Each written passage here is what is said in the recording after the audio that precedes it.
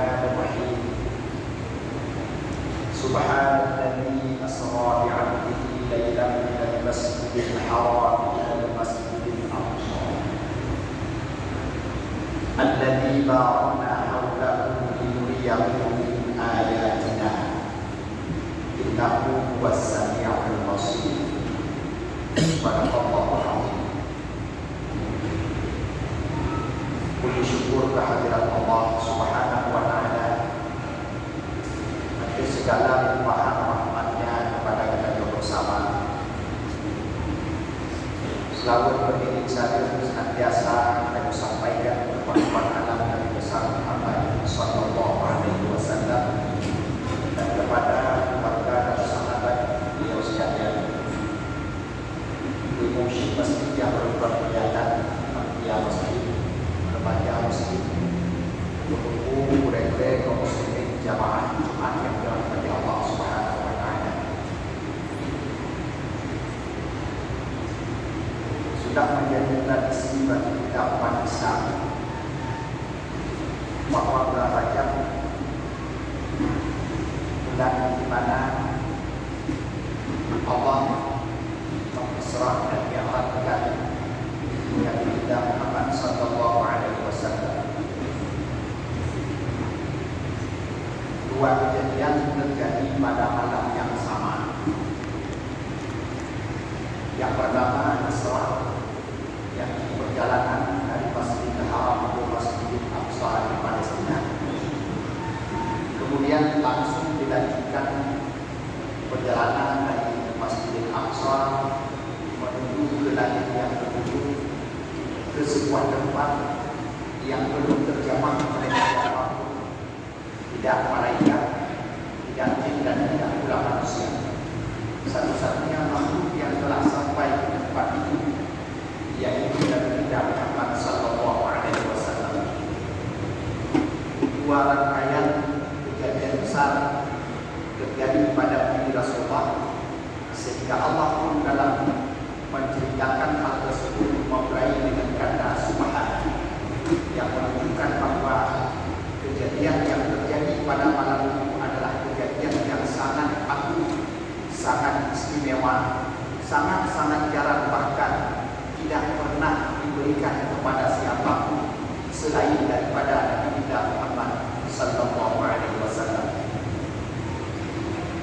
Pada waktu yang singkat di hari Jumat ini, maka mari kita melihat beberapa sisi daripada perjalanan Isra dan Mi'raj Rasulullah Sallallahu Alaihi Wasallam. Kita mulai daripada pertanyaan kenapa Allah mengisra dan Mi'raj kata Rasulullah. Untuk kaum muslimin jamaah Jumat yang dirahmati Allah.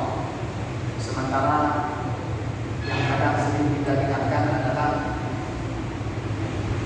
Allah mengisra dan Mi'raj kata Rasulullah pada tahun itu dikarenakan sebelum Isra Mi'raj terjadi, Rasulullah ditimpa oleh dua musibah besar, yaitu pertama beliau kehilangan istri yang sangat mencintainya, istri yang sangat mendukung beliau dalam dakwah, yakni Siti Khadijah. Kemudian sebulan 5 hari setelah Siti Khadijah meninggal dunia, meninggal pula paman beliau Abu Bakar, sehingga tahun tersebut dikenal dengan tahun Amul Hasni, tahun di mana Rasulullah merasa sangat bersedih. Sehingga sebagian orang mengatakan karena kesedihan yang mendalam dari Rasulullah tersebut, maka beliau diisra dan diangkatkan untuk memperlihatkan tanda-tanda kebesaran Allah. Untuk kaum muslimin jamaah Jumat yang dirahmati Allah, jika umat Rasulullah saja kehilangan orang yang mencintainya, tidak akan sedih lagi mendalam. Bagaimana mungkin Rasulullah akan bersedih begitu lama dan begitu dalam atas meninggalnya dua orang yang sangat dicintai oleh beliau? Maka oleh karenanya para ulama menjelaskan pada hakikatnya, jika kita perhatikan secara seksama kenapa Rasulullah diisra mi'rajkan oleh Rasulullah, ini banyak sekali hikmah-hikmahnya. Di antaranya sebenarnya adalah ingin bukti bahwa ujian-ujian yang telah diberikan, kesusahan-kesusahan yang telah dirasakan oleh Rasulullah selama 10 tahun lebih sejak beliau menjadi Rasul, tidak ada kenikmatan, terus diintimidasi oleh orang-orang Quraisy sampai beliau dikotori dengan kotoran unta di atas kepalanya. Ini adalah sesuatu yang sangat berat, sehingga Rasulullah pernah berpikir apakah ini adalah sebuah badan yang Allah berikan kepadanya karena beliau tidak melakukan seperti apa yang diperintahkan oleh Allah. Maka beliau sempat berdoa, ya Allah, jangan Engkau jadikan musibah ini sebagai sebuah badan. Maka setelah 10 tahun lebih Rasulullah mendapatkan ujian yang berat dalam memperjuangkan agama Islam. Setelah itu, maka Rasulullah diisra mi'rajkan oleh Allah sebagai sebuah hidangan atas perjuangan yang sudah cukup lama dikerjakan oleh Rasulullah SAW. Ini adalah hadiah daripada Allah atas perjuangan yang sangat melelahkan dari baginda Rasulullah SAW. Dan beginilah sebenarnya pelajaran yang harus kita ambil dari kejadian Isra dan Mi'raj, bahwa jika sebuah kesusahan diakhiri dengan sebuah kenikmatan yang dapat mendekatkan diri kita kepada Allah, itu pertanda bahwa kesusahan-kesusahan di masa yang lalu itu adalah bahagian daripada ujian untuk membawa seseorang lebih dekat kepada Allah Subhanahu wa Ta'ala. Dan inilah sesungguhnya yang menyebabkan kenapa Allah mengisra dan menguatkan Rasulullah SAW. Yang kedua, kenapa Allah mengisra dan menguatkan Rasulullah? Para ulama juga menyebutkan di dalam banyak kitab bahwa Rasulullah diisra dan menguatkan di antara tujuan besar adalah supaya seluruh umat manusia mengetahui bahwa umat agama Islam yang dibawa oleh Rasulullah SAW bukanlah agama baru yang datang daripada Tuhan yang baru, tetapi ini adalah agama yang sama sebagaimana yang telah dibawakan oleh Nabi Adam, Nabi Nuh dan Nabi-Nabi setelahnya sampai kepada Nabi Isa alaihissalam. Maka oleh karenanya Allah pun ketika ingin memi'rajkan Rasulullah ke langit, beliau disuruh dulu Isra, perjalanan malam dan Masjidil Haram ke Masjidil Aqsa. Kita mengetahui bahwa Masjidil Aqsa adalah kiblatnya para nabi dahulu sebelum Nabi Muhammad. Maka ketika Rasulullah diserahkan oleh Allah ke Masjidil Aqsa, itu menunjukkan ada hubungan antara nabi dahulu dengan Nabi Muhammad. Ada hubungan antara agama dan syariat yang dibawakan oleh Rasulullah dengan syariat-syariat yang dahulu. Tidak boleh dipertentangkan. Tidak ada dua agama, yang ada adalah agama yang sama dengan syariat yang berbeda sesuai dengan apa yang dikehendaki oleh Allah Subhanahu wa Ta'ala. Inilah kenapa Allah mengisrakan Rasulullah SAW. Ditambah lagi dengan kejadian setelah Isra, di mana Rasulullah dan ruh para nabi semuanya berkumpul di Masjidil Aqsa di Baitul Maqdis melakukan salat berjamaah diimami oleh Rasulullah SAW. Ini adalah sebuah isyarat besar untuk mengatakan kepada kita bersama bahwa dari seluruh utusan Allah yang pernah Allah angkat menjadi Nabi Rasul, Nabi Muhammad adalah penghulunya. Maka beliau diperintahkan oleh Allah untuk menjadi imam para nabi dan rasul yang lain, menjadi makmum daripada beliau. Cukup kaum muslimin yang dirahmati Allah. Kemudian dalam perjalanan Isra, malaikat Jibril menawarkan kepada Rasulullah dua macam. Yang pertama, di tangan kanan malaikat Jibril ada susu. Kemudian di kanan kiri beliau ada khamar, minuman memabukkan. Kemudian Jibril menawarkan kepada Rasul, hai Muhammad, pilihlah salah satu dari keduanya. Maka Rasulullah SAW dengan mantap tanpa keraguan langsung mengambil susu dan beliau meminumnya. Para ulama mengatakan ini menunjukkan apa? Syariat yang dibawakan oleh Rasulullah adalah syariat yang sesuai dengan fitrah manusia. Susu adalah minuman minuman yang sesuai dengan fitrah manusia. Adapun khamar adalah minuman yang berlawanan dengan fitrah manusia karena dapat meningkatkan akal yang merupakan fungsi yang paling besar yang membedakan manusia dengan makhluk-makhluk yang lain.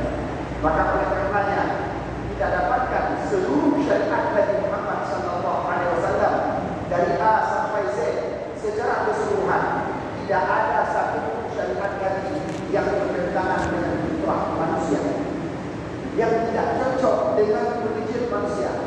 Semua syariat Nabi cocok.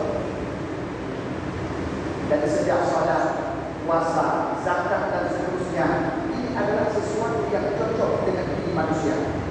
Sehingga oleh karena itu para ulama mengatakan, inilah kenapa ajaran Nabi Muhammad SAW dapat berkembang dengan cepat menghiasi jazirah Arab dan sekitarnya, dikarenakan apa yang dibawa oleh Nabi tidak bertentangan dengan fitrah manusia.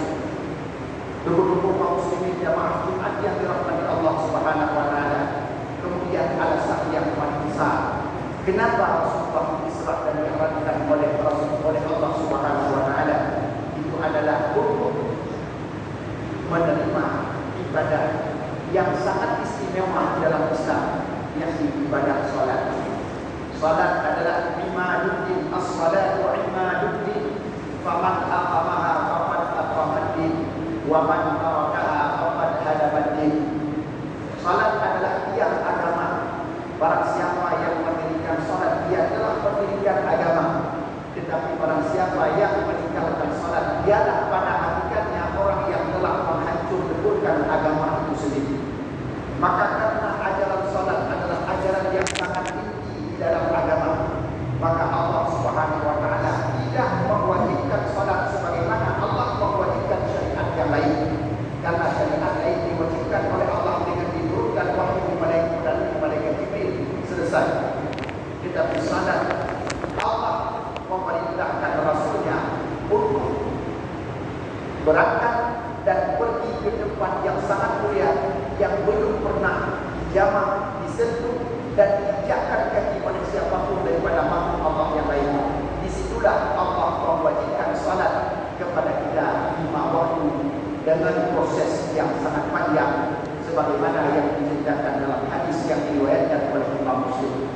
Ini adalah bukti nyata salat yang membedakan antara orang kafir dengan orang beriman ada pada salatnya. Fat beda huruf Islam huruf kafir hanan maya.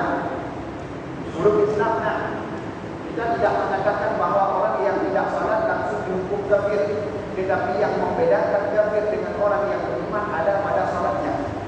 Maka oleh karenanya ketika kita membaca sejarah seluruh nabi-nabi dahulu dari sejak Nabi Adam, ibadah yang semua nabi ada diperintahkan oleh Allah, di antaranya adalah salat. Nabi Adam diperintahkan salat, Nabi Nuh diperintahkan salat, seluruh nabi-nabi tidak ada yang tidak salat. Semua ibadah yang diperintahkan oleh Allah kepada seluruh nabi, salat adalah yang paling utama. Maka oleh karenanya Isra dan Mi'raj adalah bukti nyata supaya kita menghargai salat sebagaimana Allah sangat memuliakannya. Tidak memberikan perintah, tapi perintah itu diberikan kepada Nabi ketika Nabi berada di tempat yang sangat mulia.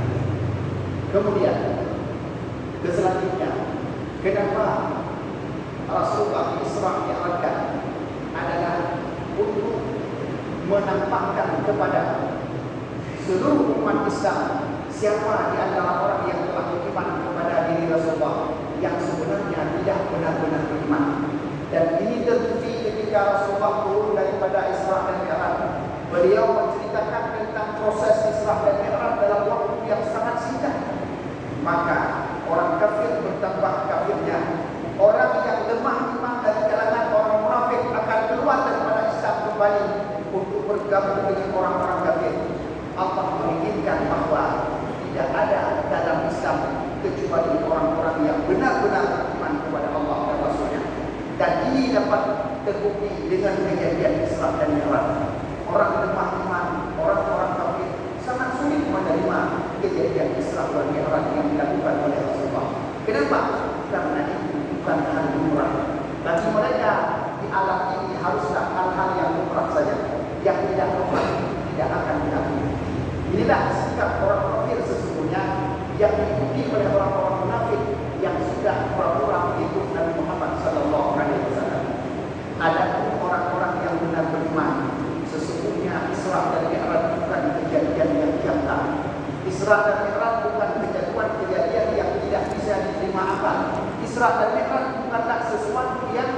mustahil terjadi.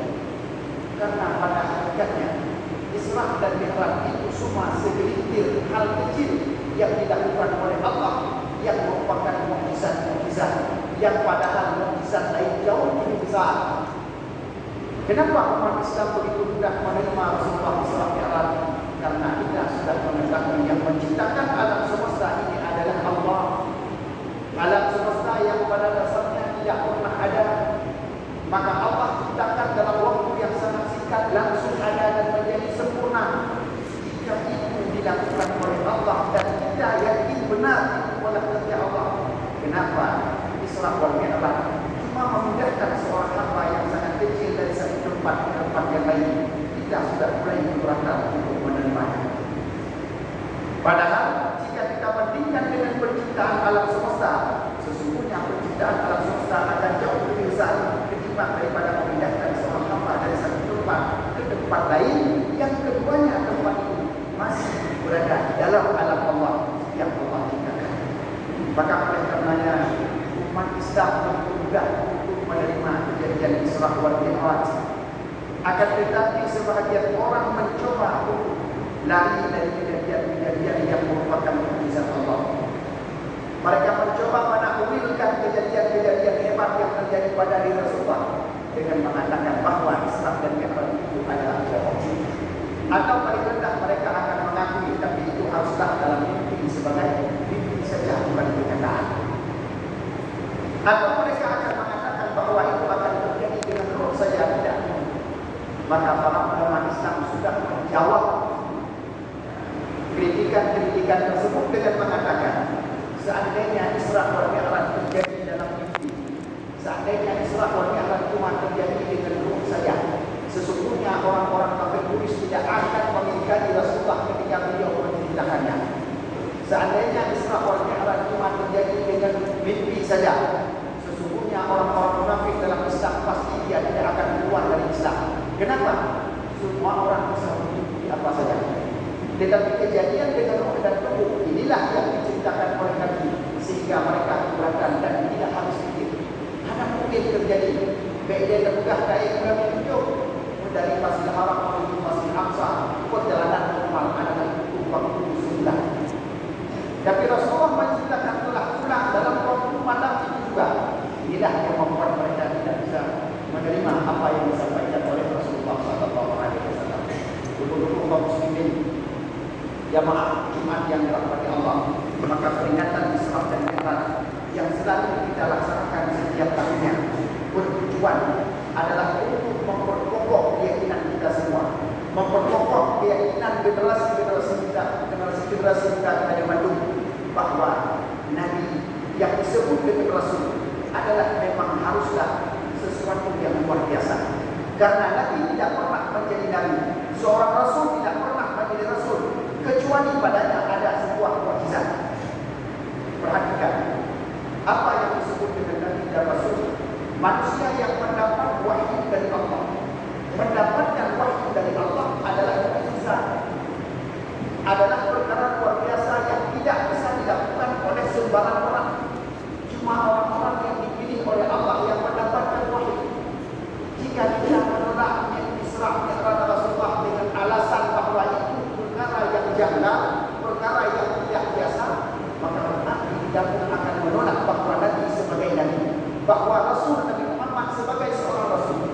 Tidak ada seorang manusia menjadi Nabi dan Rasul kecuali adalah tanda mukjizat. Menolak mukjizat pada ujungnya menolak kenabian Rasulullah SAW. Dan ini adalah cita-cita orang-orang yang tidak senang kepada Islam, walaupun mereka berpakaian Islam. Maka alhamdulillah sampai rojok kita yang 20 kerja masih dijadikan sebagai hari libur untuk memperingati Isra dan Mi'raj. Alhamdulillah, maka waktu tersebut jangan sia-siakan.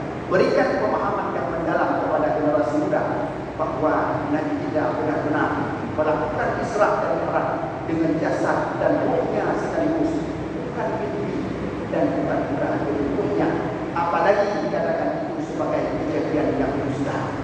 Demikian yang dapat saya sampaikan. Mohon maaf atas segala kekurangan. Alhamdulillah.